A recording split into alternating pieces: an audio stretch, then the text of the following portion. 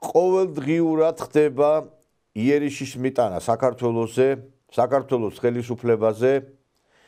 ეხლა სენატორმა რიშმა გააკეთა განცხადება, მოდით დავიწყოთ დასანქცირებით. ამათ გონიათ ეხლა რეალურად დასანქცირებით. ამათ გონიათ აი ესეთი მუქარებით საქართველოს გატეხენ.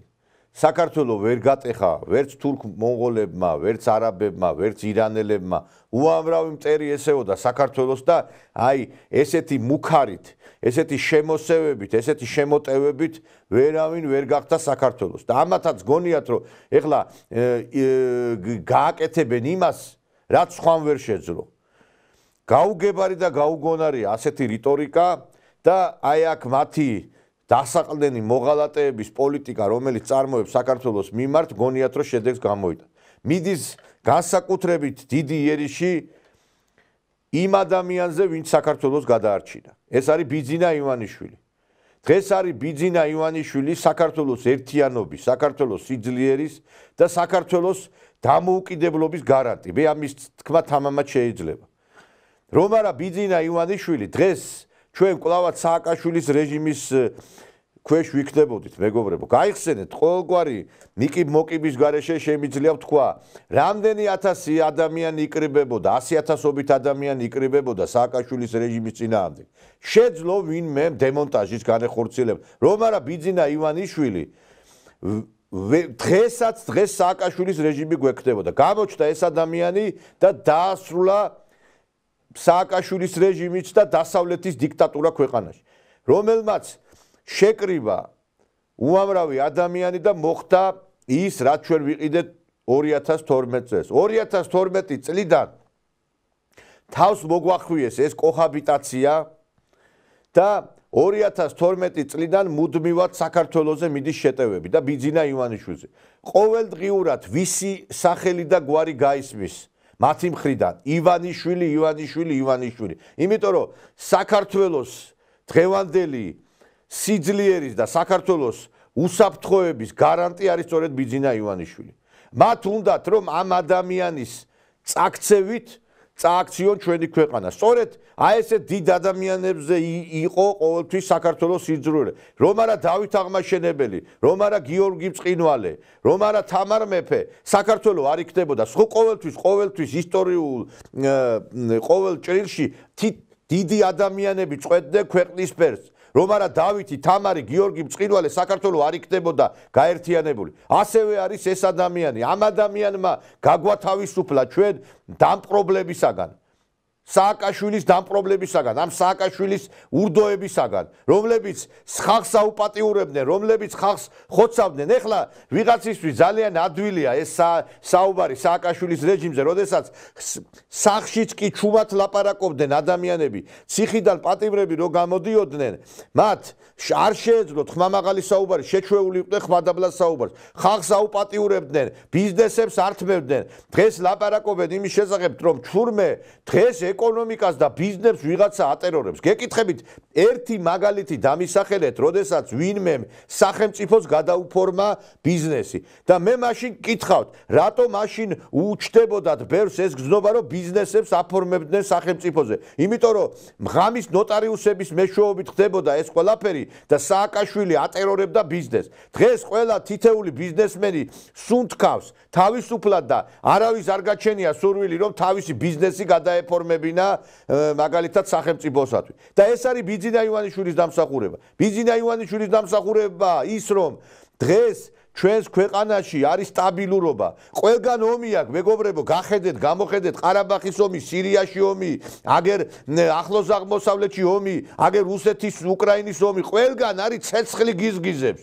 და ამაზე გიждდებიან, რომ აქაც ვერ ააგიზგიზეს ეს კოცონი ომისა და უბედურებისა. და ეს არის ბიძინა ივანიშვილის დამსახურება. კაცი, რომელმაც ააშენა 1000-მდე ეკლესია, კაცმა რომელმაც 1000-მდე ეკლესიის რესტავრაცია მოახდინა, კაცმა რომელმაც სამების ტაძარი ააგო, კაცმა რომელმაც ააგო უამრავი შენობა, რომელიც არის სკოლა, ბაღი, რომლის მეშვეობით აშენდა სამხედრო დანიშნულების ობიექტები, ეს არის ყაზარმები, ეს არის აგრეთვე შესაბამისი უწყებები, რომლებიც ემსახურება პოლიციასა და თავდაცვის სამინისტროს. სააკაშვილი დადიოდა ხსნიდა ყაზარმებს და ეს იყო ბიძინა ივანიშვილის გაკეთებული ფულით შექმნილი ყველაფერი. ბიძინა ივანიშვილი აფინანსებდა მაშინ იმ სახელმწიფო ჩინოვნიკებს, რომლებსაც ხელფასები გაეზარდა.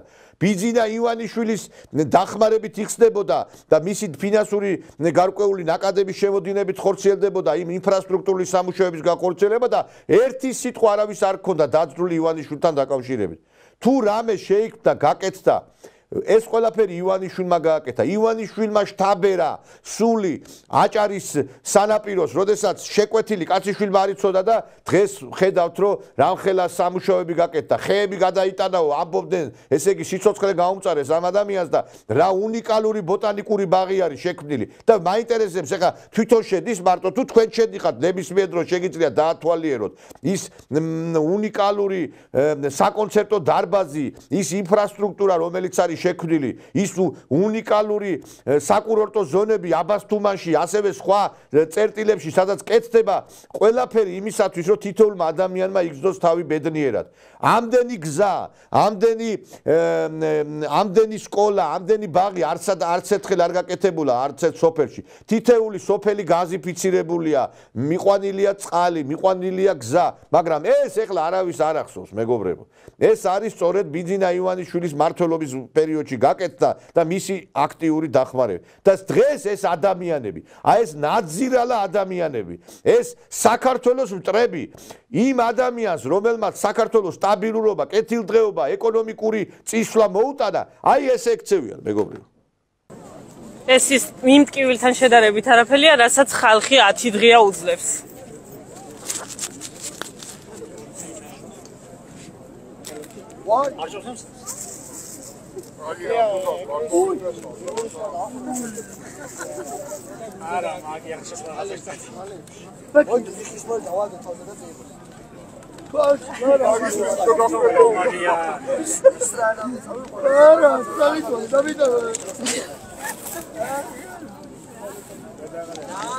ის თავიანი ყოფილა.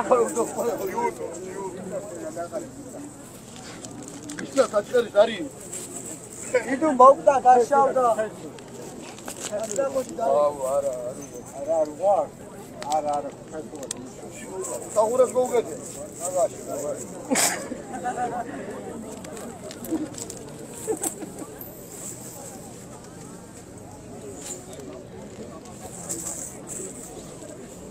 ეს არის თურმე ის ადამიანები, რომლებსაც სოლიდარობას უცხადებენ. ეს სექტანტები, ეს სატანისტები, ხედავთ რა საკეთებენ ხალხო. ესეთი ავადმყოფები არ არიან ეხლა.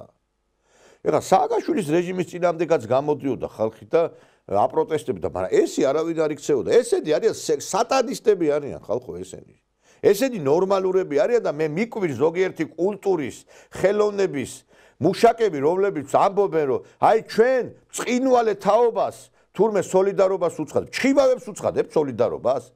მეპირფალოსებს უცხადებთ სოლიდარობას? ქვეყნის ამაოხრებლებს, რუსთაველის დამწველებს უცხადებთ? თქვენ ის ხალხი არა ხართ რუსთაველზე იმ წარსულში გაივლიდით და გიამაყებოდათ ამ შესანიშნავ პროსპექტზე სიარული. დღეს მაინტერესებს თქვენ ეს მოგწოთ და ამას უცხადებთ სოლიდარობას? ჩხიბავების რევოლუციას უცხადებთ სოლიდარობას? გაოგნებული ვარ, მეგობრებო, არ ვიცი მე, ესეთი რამე საქართველოს არ ახსოვს, რომ ასეთი ძალა უპირისპირდებოდეს ქვეყანას. შეხედეთ, რატომ ებძვიან ივანიშვილს, ვინ ებძვის ივანიშვილს, შეხედეთ. არ გამოხანებიეთ გამოგვიყვანცალით, აქ ჩეხამ, შავტარიანი დანთი. წავარდეს ორივე სახედვარი ხალბი თვალი, გაიარა ეზო. მოეტახა თეძო, წავიდა წისქვეში, მოხდა წინწვეში, გაიარა საბძელი, დაემსო თვალი სამზერი. არ გამოხანებიეთ გამოგვიყვანცალით, აქ ჩეხამ, შავტარიანი დანთი. წავარდეს ორივე სახედვარი ხალბი თვალი, გაიარა ეზო. მოეტახა თეძო, წავიდა წისქვეში, მოხდა წინწვეში, გაიარა საბძელი, დაემსო თვალი სამზერი. სადამდე მივიდნენ ეს სატანისტები, ეს ნაძირლები, სადამდე მივიდნენ, რომ უკვე ამ სატანისტური რიტუალების ჩატარებას აღარ ერიდებიან. ეს ყველაფერი მოდის იმ ებრაული დაჯგუფებებიდან, რომლებიც ჩაბუდებული არიან ძირითადად ამერიკაში და მთელ სოფლიოზე კონტროლის მოპოვებას ცდილობენ.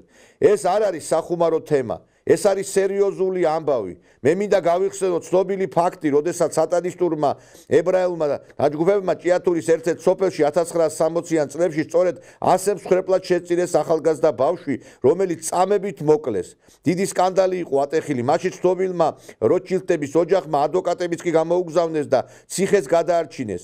ეს არ არის სახუმარო ამბავი. ეს არის პირდაპირი მუქარა სატანისტების მიერ, რომელსაც სერიოზული ყურადღება უნდა მივაქციოთ, მეგობრებო. და აქედან გამომდინარე, საჭიროა ძალიან დიდი გონიერება. ჩვენ გვემუქრება სატანისტები, ჩვენ გვემუქრება ფაშისტები, ჩვენ გვემუქრება ის ადამიანები, რომლებიც ბიძინა ივანიშვილს მიმართ განხორციელებული ასეთი შეტევების ცდილობენ ქვეყანას დაასუსტოთ. დიახ, დღეს უსაფრთხოების, დიახ, შვიდობის ხაზი გადის ბიძინა ივანიშვილზე, იმიტომ რომ ყოველთვის პიროვნებები იხსნიდნენ საქართველოს. ასე იყო დავითის, თამარის, გიორგი მწყილვალის დროს, ასე იყო ჩვენი დიდი მეფე ერეკლე მეფის დროს. ის ადამიანები, რომ არ ყოფილიყვნენ დიდი ადამიანები, საქართველო ვერ გადარჩებოდა. და ასე არის, ღმერთმა გამოგვიგზავნა ჩვენ ბიძინა ივანიშვილი და სწორედ ივანიშვილი მოევლინა ამ ქვეყნის ხსნელად. და ამიტომაც არის, რომ ამ ადამიანს ამდენი ადამიანი ებძვის.